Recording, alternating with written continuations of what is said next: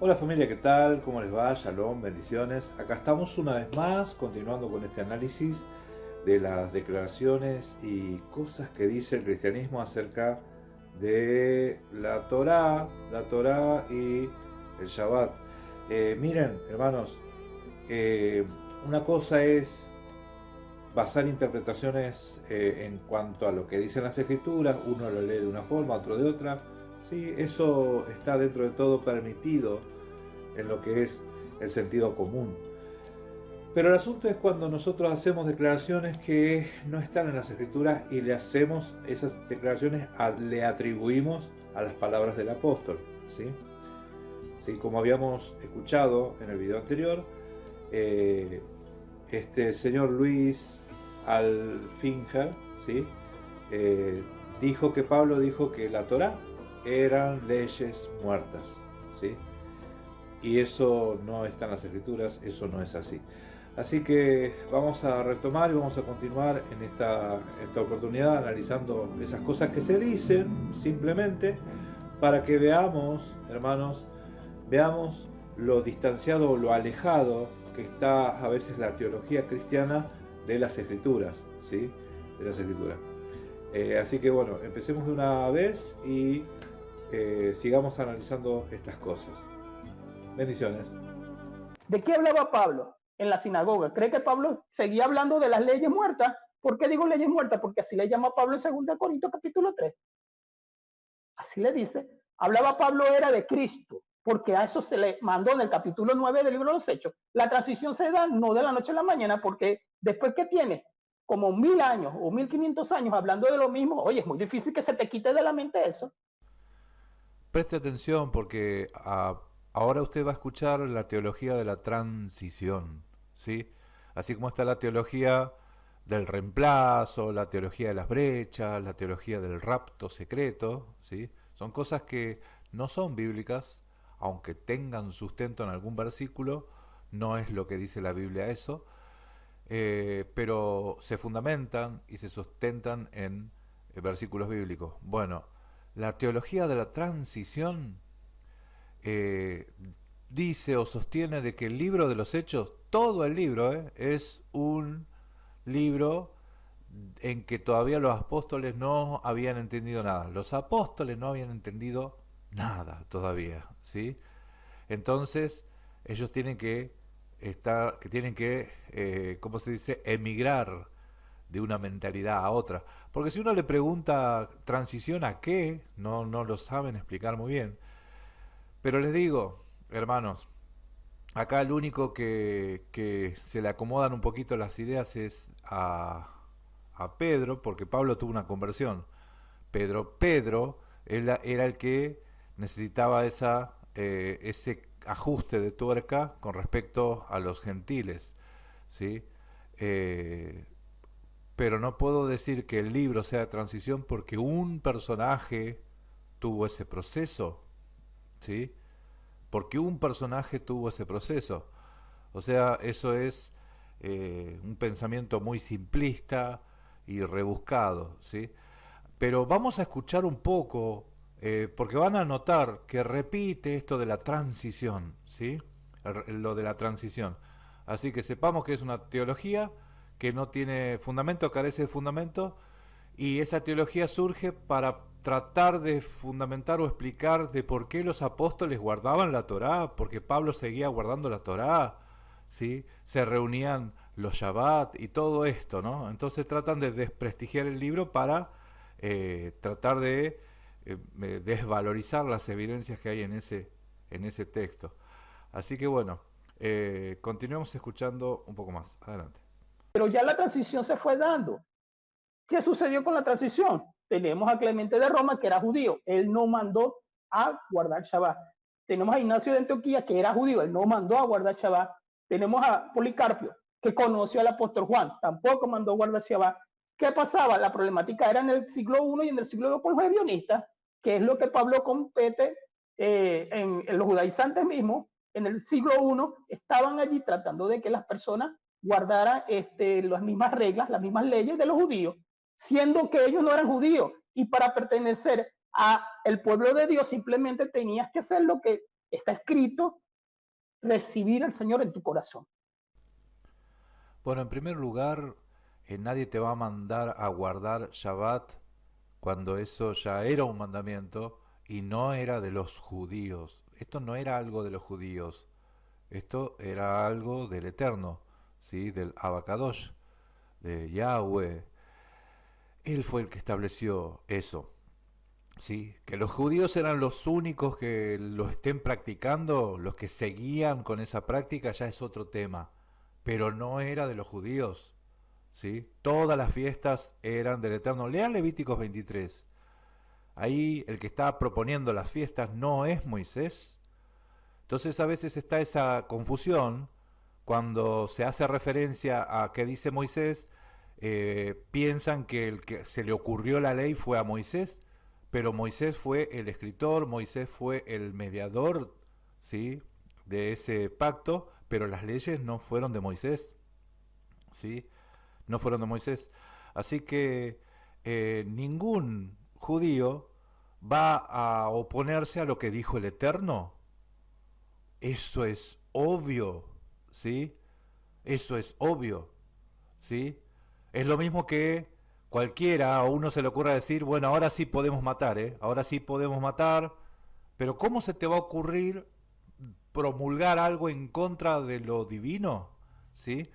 Bueno, esa es la osadía que tiene el ser humano con las doctrinas de hombre, doctrina de demonio, que no tienen temor de Yahweh, no tienen el temor a Elohim y terminan en eso, caen en esos errores, ¿sí?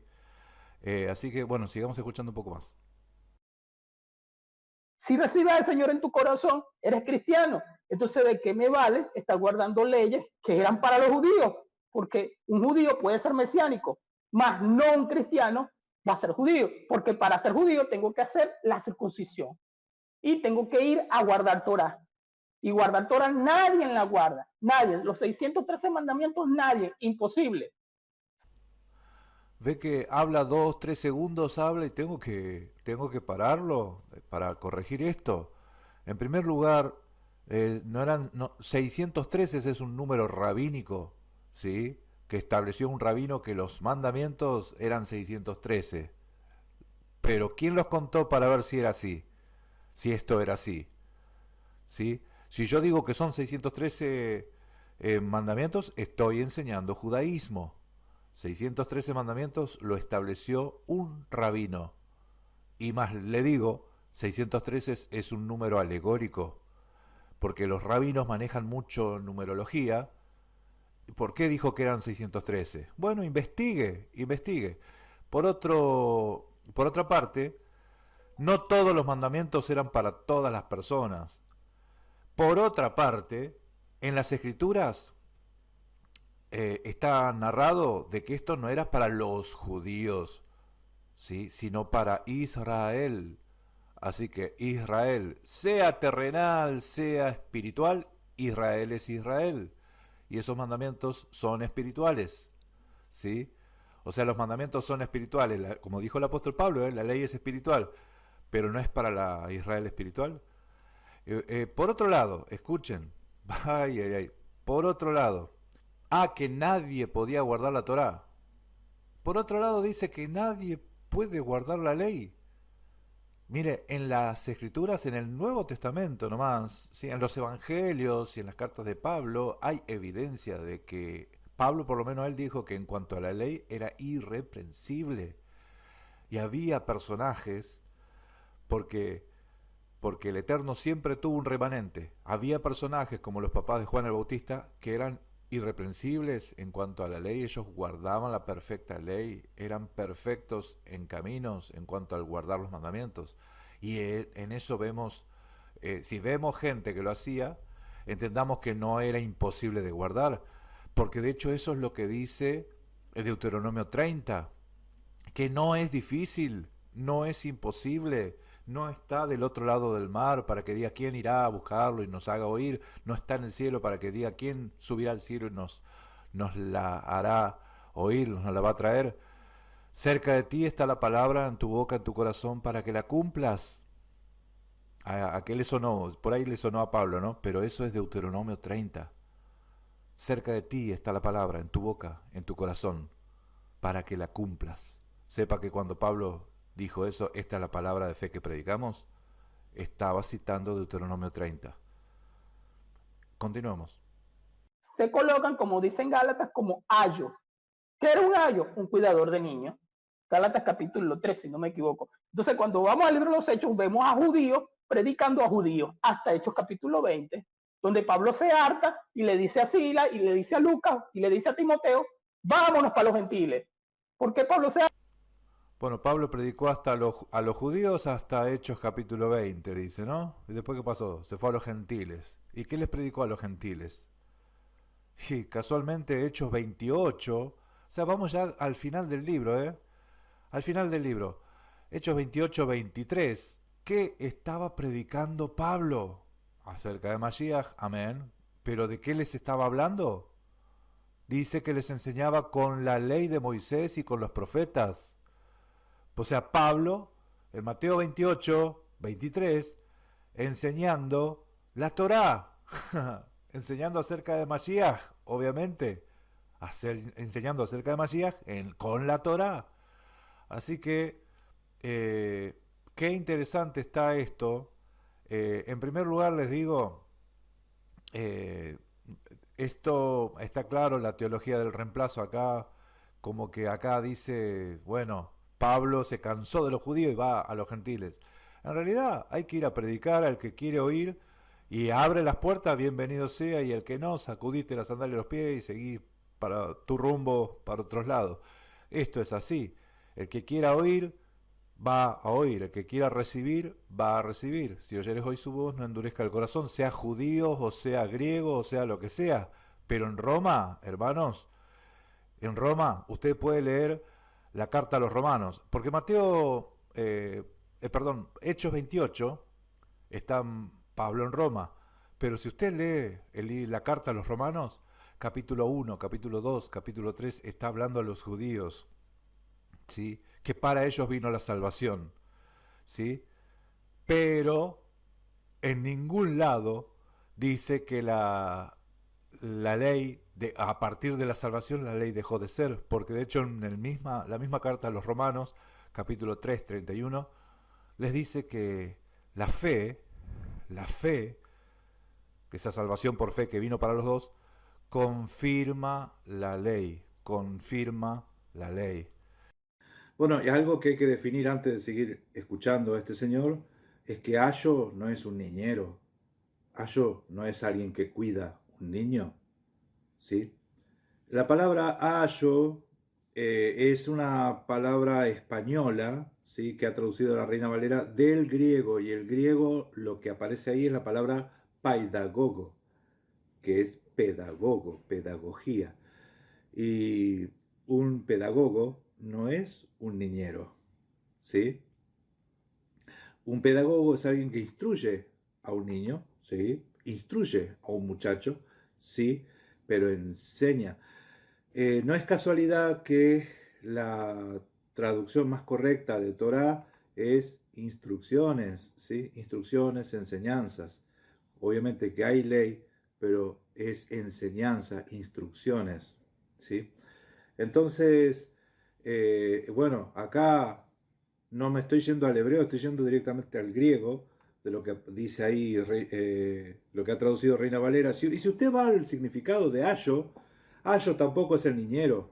Ayo o águila es el que en España es un término español que se refería en la nobleza, a la realeza, el tutor de los niños, el que instruía al niño. Sí que estaba responsable del niño, pero no era la tarea esa de cuidar al niño, sino de instruirlo como tutor, ¿sí?